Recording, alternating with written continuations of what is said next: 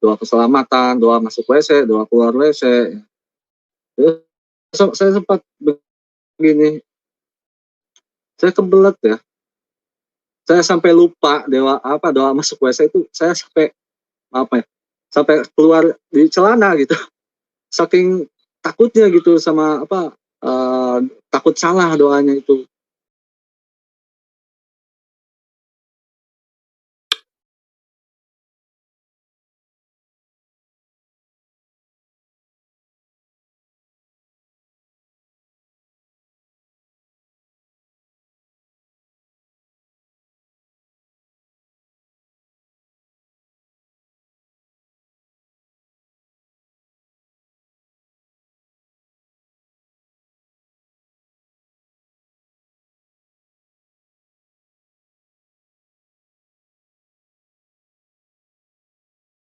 Alhamdulillah Wow. sehat.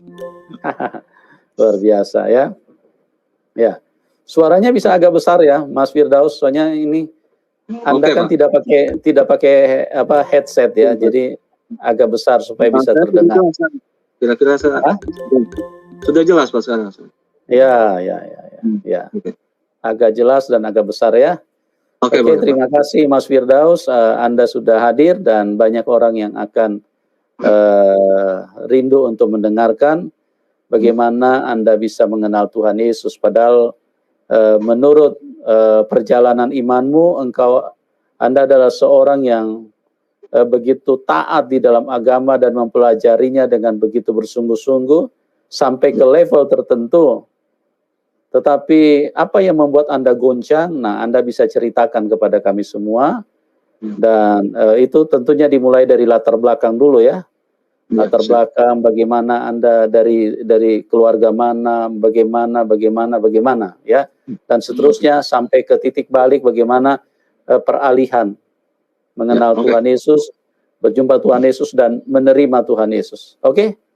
Saya serahkan kepada Firdaus. Silakan. Oke. Ya, salam semua. Saya Firdaus. Ya, saya asli Sukabumi ya, lahir. Saya di Sukabumi, Jampang Tengah ya, Surade.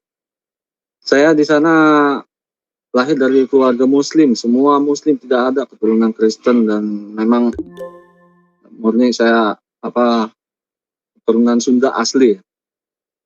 Nah, pada di masa saat saya kecil ya, saya udah apa, lahir langsung beragama Muslim, lahir pun diazani, dan umur 1 tahun saya sudah pisah dengan ayah saya, cerai.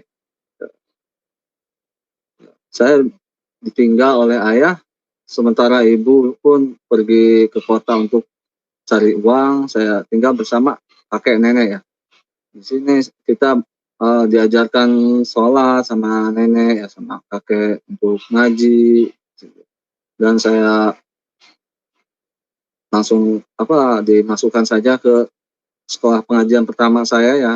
Di situ saya diajarkan Iqro, dari Iqro pertama 6 sampai akhirnya saya lulus Iqro. Dan suatu ketika ya, saya diajak teman saya untuk pindah ngaji ya dari tempat yang pertama ini. Yang tempat pertama ini saya akui gurunya sih lumayan baik, penjelasannya juga bagus, mudah itu, tapi tetap harus belajar agama seperti idgham, bidunah, serta harus lengkap belajar. Di situ saya ikut teman saya untuk mengaji di sebuah tempatnya gitu ya, mengaji di sana, bareng di sana.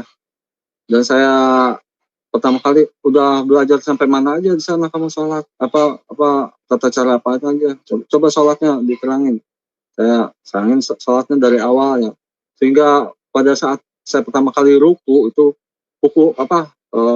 punggung saya itu dipukul, dia bawa pukulan pentungan ya, karena harus sholat itu ruku itu harus 180 derajat, pukul tuh terus. Pak, saya kan bongkok, saya nggak bisa itu, terus harus lempengkan karena menghadap Tuhan itu harus rapi, katanya nggak boleh itu ya. Itu dari tata cara sholatnya seperti itulah contohnya ya.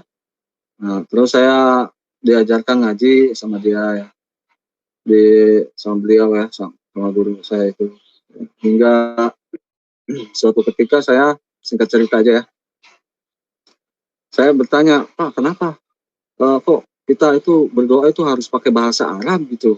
Kenapa, apa Tuhan tidak paham dengan bahasa kita?" Saya waktu kecil bertanya seperti itu, Pak.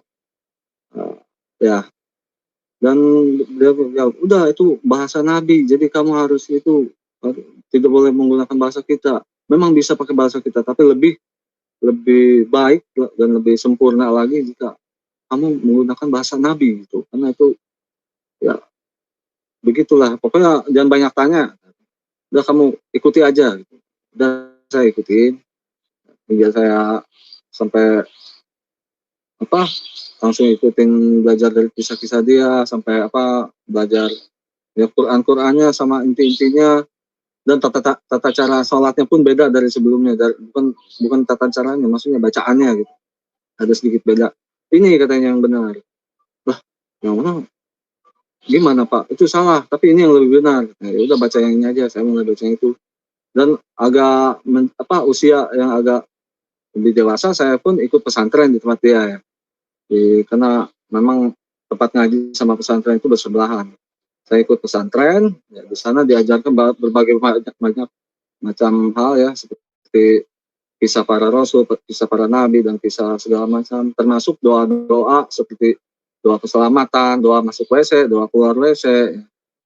Terus saya sempat begini, saya kebelet ya, saya sampai lupa doa masuk WC itu, saya sampai apa ya, sampai keluar di celana gitu.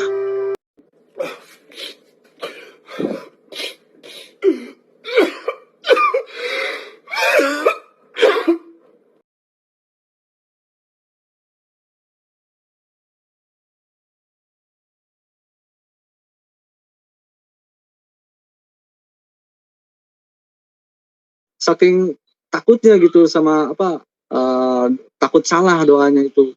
Ya saking kepalangan ya, ya udah masuk aja gitu. Saking taatnya saya doa, ya doa masuk WC, begitu juga keluar WC dan segala macam ya. Seperti makan, sudah makan, seperti doa makan ya. Oh, iya. Doa makan seperti Allahumma barik lana fima razaqtana, itu makanan biasa ya. Kalau kita makan pakai buah beda lagi ya. Kalau kita makan buah itu Allahumma barik lana fi samarina razaqtana wa qina azabannar. Seperti itu. Nah, pokoknya harus hafal itu semua dari bacaan dari ya, yang kecil-kecilnya dari sebelum tidur, bangun tidur, ya, masuk masjid, keluar masjid, pulang ke rumah, masuk ke rumah, keluar rumah, itu belajar, termasuk surga-surga, menceritakan tentang surga gitu di pesantren tersebut. Bahwa kita itu bakal menerima pasangan-pasangan kita dan